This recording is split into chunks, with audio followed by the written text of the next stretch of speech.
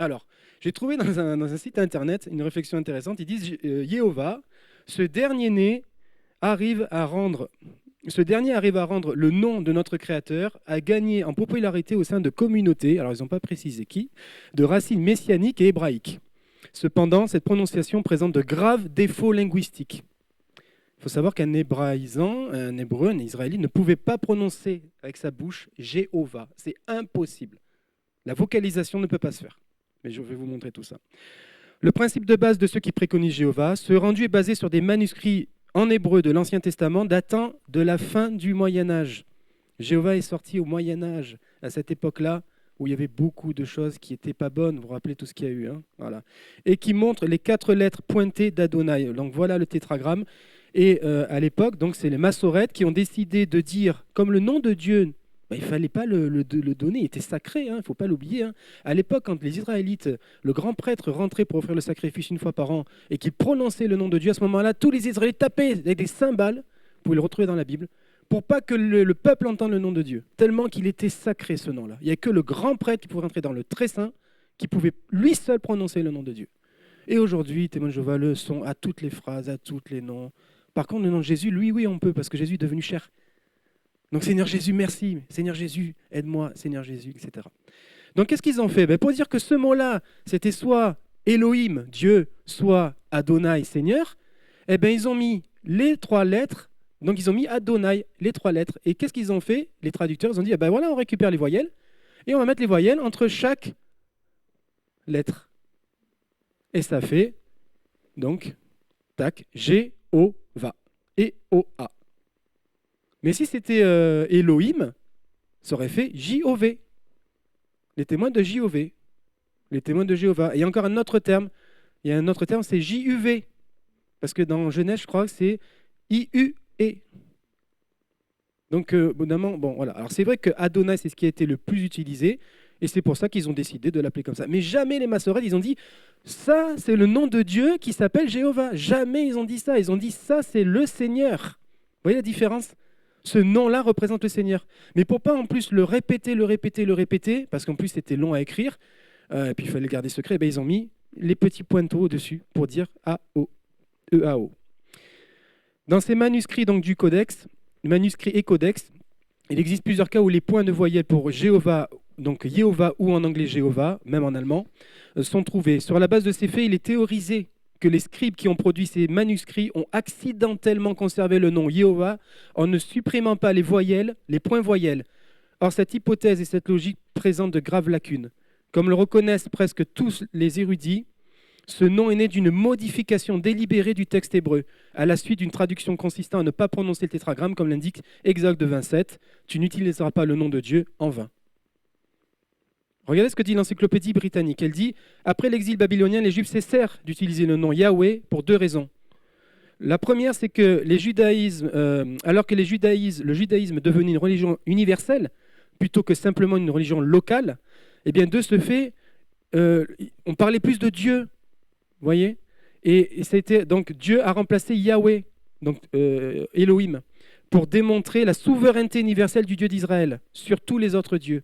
Alors que quand on nomme, comme Moïse qui vient voir Pharaon, on est sur un pays ciblé. Mais comme ça devient universel, du coup ils ont décidé que ça c'est Dieu, le Dieu des Israélites.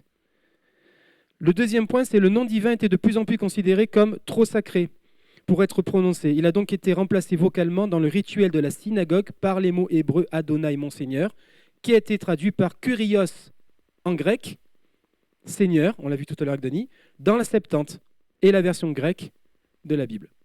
Mais selon l'encyclopédie juive, version 1901, et le Talmud babylonien, après la mort de Siméon le Juste, en 290 avant notre ère, les Juifs ont cessé de prononcer le saint nom. En fait, on ne sait pas comment Dieu s'appelle. Et la Bible dit quand on ne sait pas,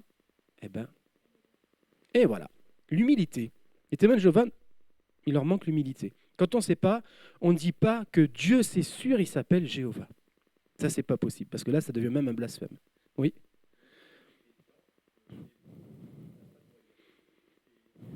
C'est vrai.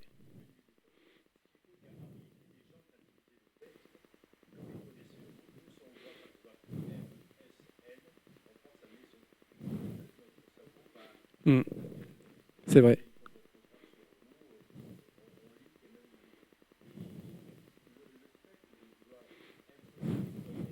C'est ça. C'est ça. C'est ça.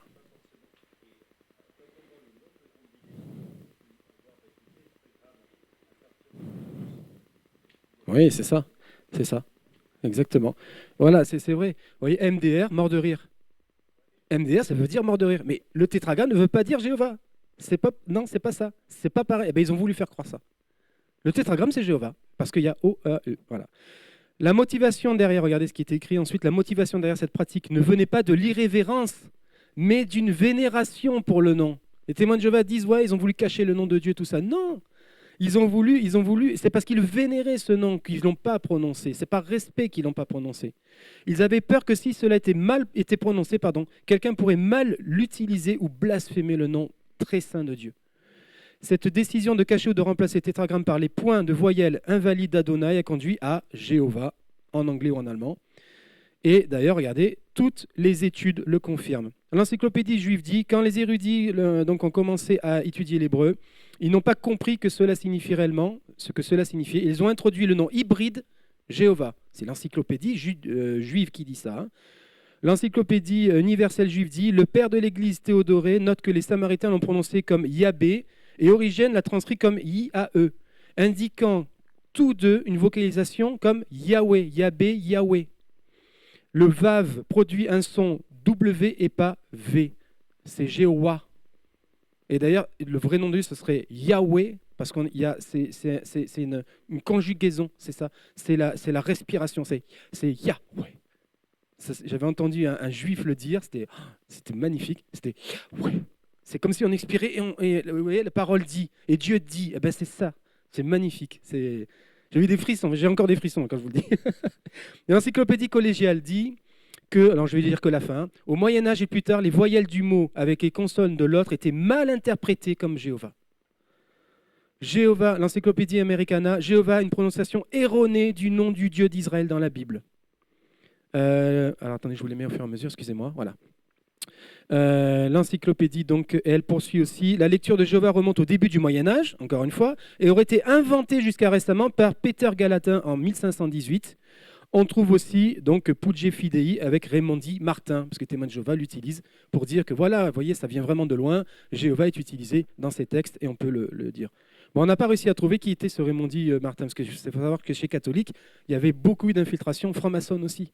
Il y en a la franc-maçonnerie s'est infiltrée dans la religion catholique pour pouvoir mieux la diriger.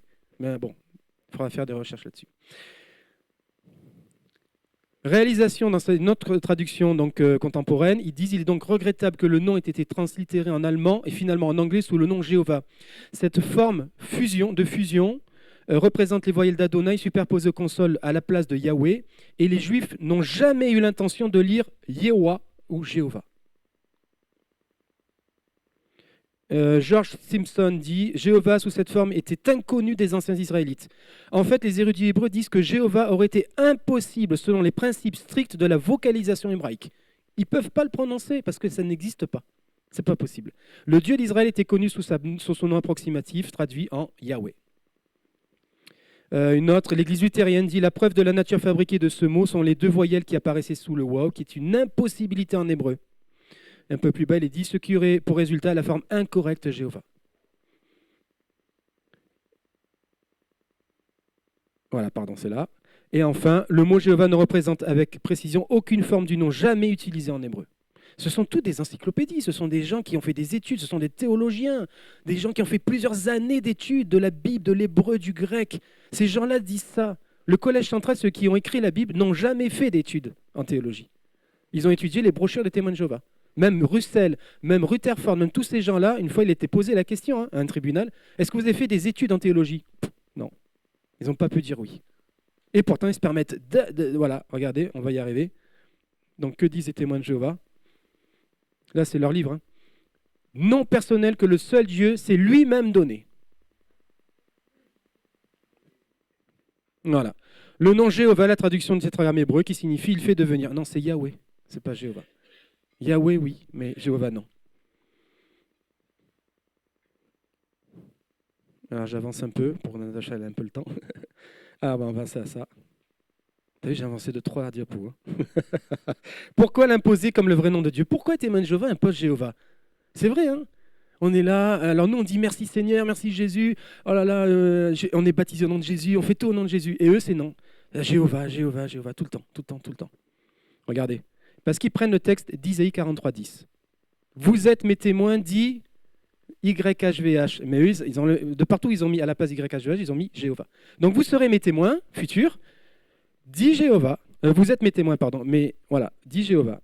Mais ce qu'ils oublient, c'est que Jésus avait repris ça en Actes 3, 1, 8, où il dit « Mais vous recevrez une puissance lorsque le Saint-Esprit viendra sur vous, et vous serez mes témoins à Jérusalem, en Samarie, et jusqu'aux extrémités du monde. » Donc on est témoin de qui au final? De Jéhovah ou de Jésus? C'est Jésus qui parle là. On doit être témoin de qui? Eh bien, ils n'ont même pas cette honnêteté-là, les témoins de Jéhovah. Là, il recule, non, c'est bon, je ne veux même plus discuter. Non. Ils se ferment. C'est ça, il le laisse. Ah oui, il le laisse, oui. Il peut, ça. Mais là, vous les touchez. Quand vous citez ce texte, voilà. Voilà. Et là, surtout ça, jusqu'aux extrémités de la terre. Ça, c'est très important. Alors, regardez, les premiers chrétiens étaient-ils témoins de Jéhovah? Ben non. Acte 11, 26, ce fut à Antioche que pour la première fois les disciples furent appelés chrétiens. Petit Christ même. C'est petit Christ, c'est-à-dire vraiment ceux qui étaient les fidèles, leur maître c'était Jésus. C'était voilà. Acte 26, et Agrippa dit à Paul, tu vas bientôt me persuader de devenir témoin de Jéhovah? Non, chrétien.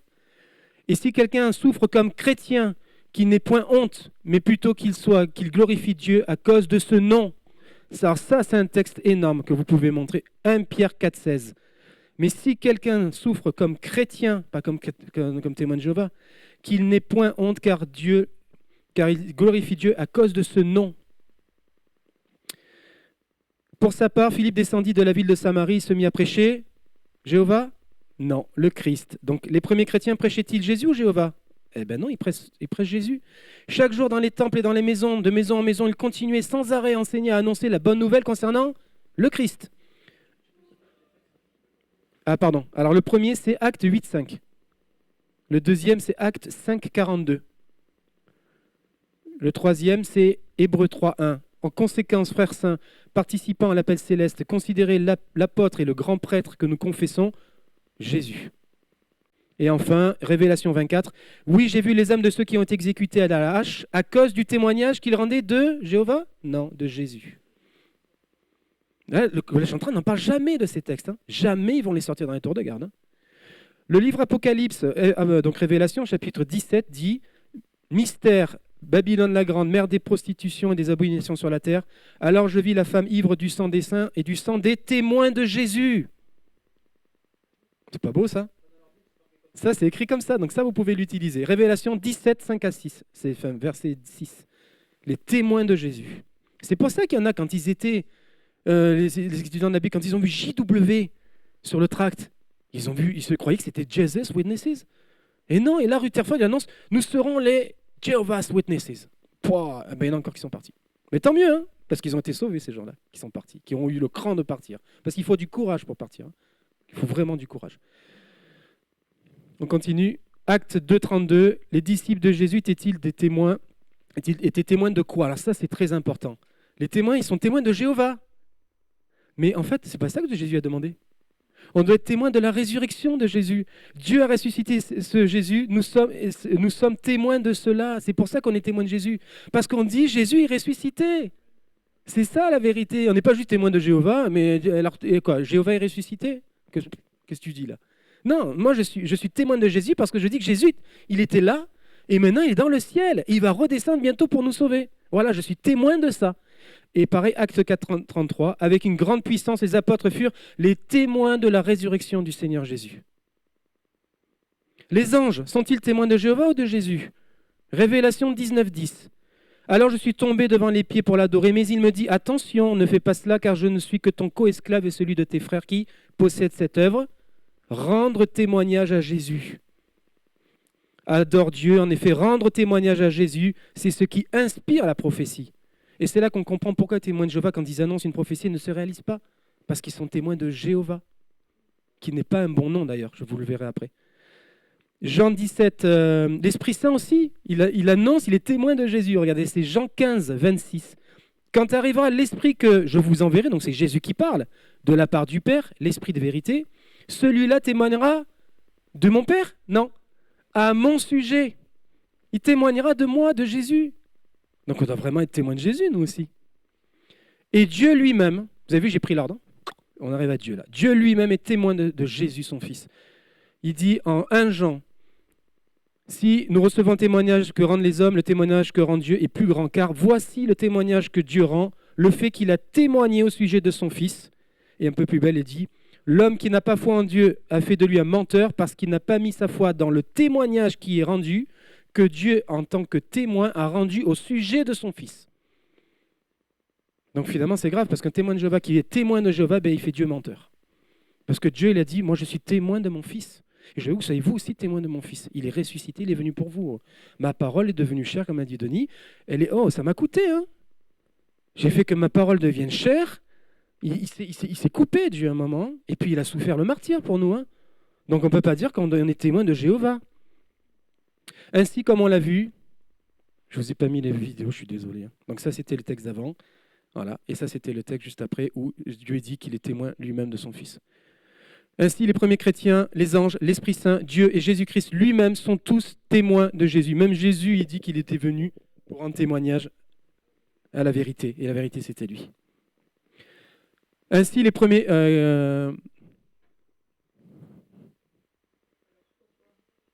Merci. Alors pourquoi ne pas vouloir imiter dans ce domaine? D'autant plus que c'est la volonté de Dieu, car ceci est la volonté de mon Père, que tout homme qui voit le Fils exerce la foi en lui et la vie éternelle, et je le ressusciterai. Aujourd'hui, Jésus a dit, heureux celui qui, ne m'ayant pas vu, aura foi en moi. Hein? Donc, ayons foi en Jésus. Mais qu'est-ce qui se cache derrière ce Jéhovah? Il ne se cachait pas des belles choses. Hein. Comme on a dit, le nom qui fut donné aux humains pour être sauvés, c'est Jésus. Du coup, comme on passe Jéhovah devant, Jésus devient tout petit et même il devient absent.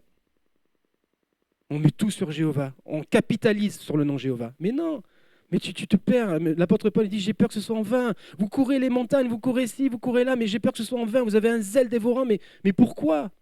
C'est Galates, le livre des Galates, il est pour les témoins de Jéhovah. C'est vraiment l'œuvre des témoins de Jéhovah, Galates. Donc le danger derrière cette doctrine, je vous ai dit tout à l'heure l'image, regardez, ici. Donc ça, c'est la franc-maçonnerie. Ici, donc vous voyez la tête de mort, et ici, il y a marqué Jéhovah. Là, vous avez les colonnes de Joachim Boaz qu'on a vu tout à l'heure dans le théâtre, Stanley Théâtre.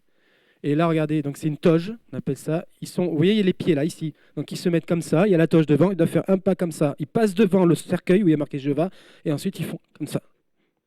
Et là, ils sont baptisés. Et ils doivent regarder là, donc c'est une autre représentation. Mais il y en a plein comme ça. Ils le prennent, et il prononce un genre de truc, et il se baisse, donc il voue sa vie, il s'endort comme un baptême. Il s'enfonce vers ce Jéhovah. Il meurt en Jéhovah, ouais, c'est ça. C'est énorme. Et là, regardez, là, ici, chez les francs-maçons, lui, c'est le Jéhovah noir et le Jéhovah blanc. Ouais. Il est dit, au 24e degré, donc on est presque en haut, hein.